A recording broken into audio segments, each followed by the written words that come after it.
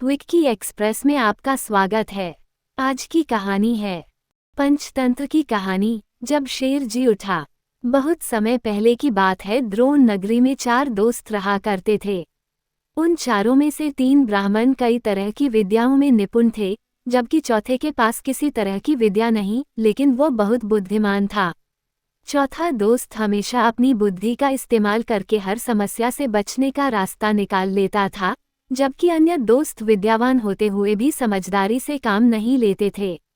एक दिन उन चारों दोस्तों ने मिलकर सोचा कि पैसा कमाने के लिए विदेश जाना चाहिए।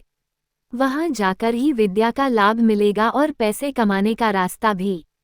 इसी सोच के चलते चारों विदेश यात्रा पर चल दिए। यात्रा करने के दौरान एक ब्राह्मण दोस्त ने कहा कि हम में से सिर्फ एक दोस्त के पास विद्या नहीं है।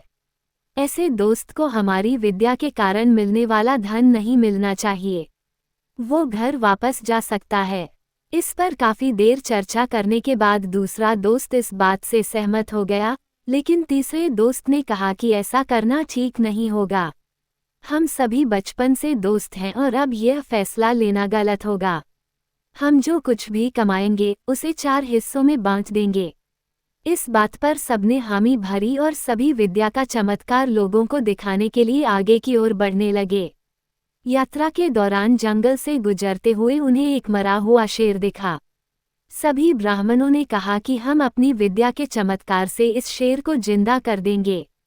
इससे हमें बहुत यश और कीर्ति मिलेगी। तीनों ब्राह्मण दोस्त उसे जिंदा करने में लग गए, लेकिन चौथे बुद्धिमान दोस्त ने उन्हें ऐसा करने से मना किया। उसने कहा कि अगर तुम लोग इसे जिंदा कर दोगे तो वह जिंदा होते ही हम सबको खा जाएगा। चौथे दोस्त के बहुत कहने के बावजूद तीनों दोस्त नहीं माने।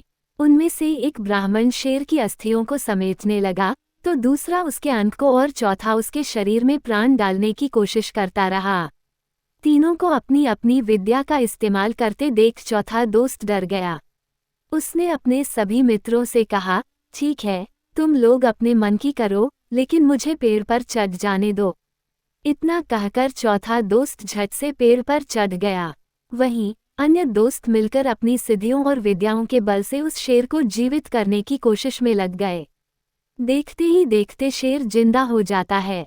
शेर जैसे ही जिंदा हुआ वह अपने आसपास 3 ब्राह्मणों को देखते ही उन्हें मार डालता है, जबकि पेड़ पर चढ़ा चौथा दोस्त अपनी समझदारी से बच जाता है।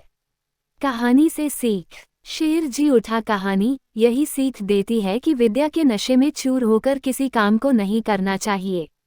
हर काम को करते हुए उसके अच्छे और बुरे दोनों परिणाम के बारे में सोचना जरूरी है। सिर्फ विद्या में निपुणता ही नहीं, बल्कि बुद्धि का होना भी जरूरी होता है। सुनने के लिए धन्यवाद। मेरा चैनल सब्सक्राइब करें, लाइक और शेयर भी करें। धन्यवाद।